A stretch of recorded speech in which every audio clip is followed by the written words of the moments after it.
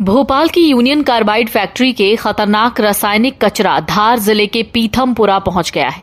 भोपाल को 40 साल बाद इस जहरीले कचरे से मुक्ति मिली है। जहरीला कचरा गुरुवार तड़के सुबह 5 बजे पीथमपुर की एक फैक्ट्री तक पहुंचा।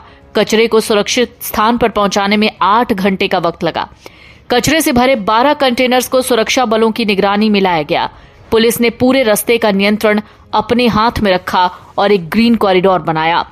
इन कंटेनर्स को लाने के लिए 300 पुलिसकर्मियों को तैनात किया गया था, जो हर 4 किलोमीटर के दायरे की सड़क को क्लियर करवाते हुए आगे बढ़ रहे थे। 4 दिनों तक चली प्रक्रिया में 337 मीट्रिक टन रासायनिक कचरे को विशेष बैगों में पैक कर कंटेनर्स में लोड किया गया। इसे पीथमपुर की राम की एनवायरो कंपनी में सुरक्षित रूप से नष्ट किया जाएगा। हाईकोर्ट के आदेश पर इस कचरे को 6 जनवरी तक हटाने की प्रक्रिया चल रही है। वहीं दूसरी तरफ कचरा पीथमपुर लाने के बाद इंदौर में विरोध तेज हो गया है। स्थानीय निवासियों और सामाजिक संगठनों ने कचरे को जलाने का विरोध किया। स्थानीय रहवासियों ने आंदोलन तेज कर दिया है।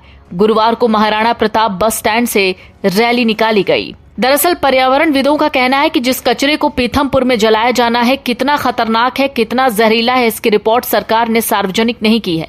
जब तक इसकी जानकारी सामने नहीं आएगी, तब तक ये कह पाना मुश्किल है कि इससे पर्यावरण को कितना नुकसान होगा। साल 2009 में इससे पहले इसकी रिपोर्ट जारी की गई थी, लेकिन तब से अब तक कई साल बीत गए हैं। जहां तक इससे होने वाले नुकसान की बात है, तो ये कचरा जाहिर सी बात है जहरीला होगा ही, और इससे निकलने वाला धुआं भी नुकसानदायक होगा। लेकिन सरकार ने इसे लेकर पूरी तैयारी की होगी। लेकिन इन सब के बीच सबसे बड़ा जिक्र ये है कि ये कूड़ा जो है वो चलता फिरता टाइम बॉम्ब है। साल 1866 की बात है, जब भारत में अंग्रेजी हुकूमत अपने पांव पसार रही थी। उस वक्त अमेरिका के सैन फ्रांसिस्को में जहरीला केमिकल नाइट्रोग्लिसरीन ले जाते वक्त जोरदार विस्फोट हुआ था। इस धमाके में 14 लोगों की जान चली गई थी। इसके बाद कुछ और जगहों पर खतरनाक केमिकल ले जाते वक्त धमाके की खबरें भी आई थीं। भोपाल की 2 से 3 दिसंबर 1984 की दरमियानी रात के बाद हुई सुबह में भोपाल के यूनियन कार्बाइड के प्लांट नंबर सी में जहरीली गैस मिथाइल आइसोसाइनेट का रिसाव हो रहा था। उससे बने गैस के बादल को हवा के झोंके अपने साथ बहाकर ले जा रहे थे और सड़कों पर लोग धड़ाधड़ ताश के पत्तों की तरह गिरते जा रहे थे। कुछ लोग तो उस सुबह उठे ही नहीं। उस रात उनको मौत की नींद आ गई थी। सरकारी आंकड़ा कहता है कि दुर्घटना के कुछ ही घंटों के भीतर 5295 लोग मारे गए थे। दरअसल कीटनाशक बनाने वाली अमेरिकी कंपनी डाउ की यूनियन कार्बाइड की फैक्ट्री से करीब 40 टन गैस का रिसाव हुआ था, जिसके बाद ये दर्दनाक मौतें हुई थीं। भोपाल गैस त्रासदी के लगभग 40 साल बाद मध्य प्रदेश सरकार आखिरकार यूनियन कार्बाइड के 337 मीट्रिक टन जहरीले कचरे को ठिकाने लगाने की कार्रवाई शुरू कर रही है। 1984 की भोपाल गैस त्रासदी के लिए जिम्मेदार यूनियन कार्बाइड कारखाने में पड़े इस कचरे को इंदौर के पास पीथमपुर की एक औद्योगिक अपशिष्ट निपटान इकाई में नष्ट किया जाएगा। केंद्र सरकार ने इसी साल 4 मार्च को कचरा निपटारा के लिए 126 करोड़ रुपए आवंटित किए थे।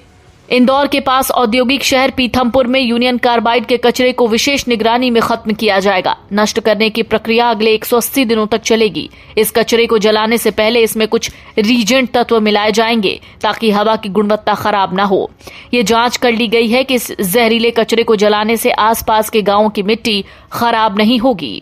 लेकिन सवाल यह है कि पीथमपुर पहुंचने के बाद इस कचरे का होगा क्या? इस मामले पर मध्य प्रदेश गैस राहत एवं पुनर्वास विभाग के संचालक भी कहते हैं कि मध्य प्रदेश में औद्योगिक इकाइयों में निकलने वाले रासायनिक और अन्य अपशिष्ट के निष्पादन के लिए धार जिले के पीथमपुर में एकमात्र प्लांट है। यहाँ जहरीले कचरों को सुरक्षित तरीके से जलाया जाता है। जलाने के बाद अवशेष की भी कई परतों पर जांच की जाएगी और जब तक सभी खतरनाक रसायन नष्ट नहीं होते तब तक प्रक्रिया दोहराई जाती रहेगी। इसके बाद जो बच जाएगा उसे जमीन में गाड़ दिया जाएगा।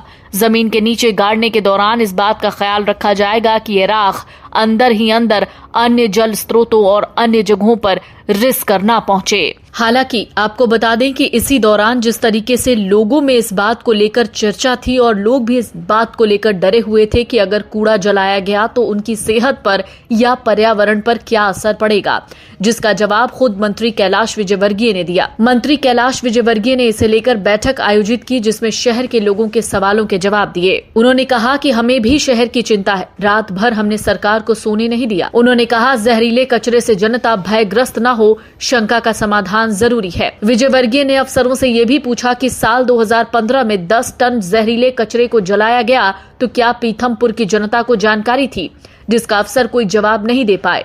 आईएएस विवेक पोरवाल ने कहा, पीथमपुर में 2 बार कचरे का ट्रायल हुआ है। फसल की उत्पादकता, पानी की जांच की गई। 17 जगहों पर बोर कर 37 मापदंडों पर परीक्षण किया गया। पानी दूषित नहीं पाया गया। उन्होंने कहा, सरकार ने जल्दबाजी नहीं की, पूरी प्रक्रिया अपनाई गई है। 337 टन कचरे को जलाने में महीनों लगेंगे। कचरे को लेकर मन में शंकाएं हो सकती हैं, भ्रांतियां हो सकती हैं, लेकिन सरकार पूरी जिम्मेदारी के साथ कचरे का निष्पादन करेगी। हालांकि इसी दौरान बैठक में ये भी सवाल उठाया गया कि पहले जो कचरा जलाया गया उसका खुलासा तब क्यों नहीं किया गया, हमेशा कचरा जलाने का काम छुप कर क्यों किया गया। अफसरों ने कहा, सभी जनप्रतिनिधि को इस बारे में बताया गया था। शिक्षाविद एसएल गर्ग ने कहा, जलाने से पहले कचरे की प्रयोगशाला में जांच होनी चाहिए। 1 घंटे चली बैठक में कचरा जलाने का खुलकर विरोध हुआ। Video desk amarujala.com। अगर आप ये वीडियो YouTube पर देख रहे हैं तो हमारे चैनल को सब्सक्राइब कर बेल आइकन दबाएं और Facebook पर देख रहे हैं तो हमारे पेज को लाइक करें। 8 मिलियन प्लस सब्सक्राइबर, आपके इस भरोसे के लिए बहुत धन्यवाद।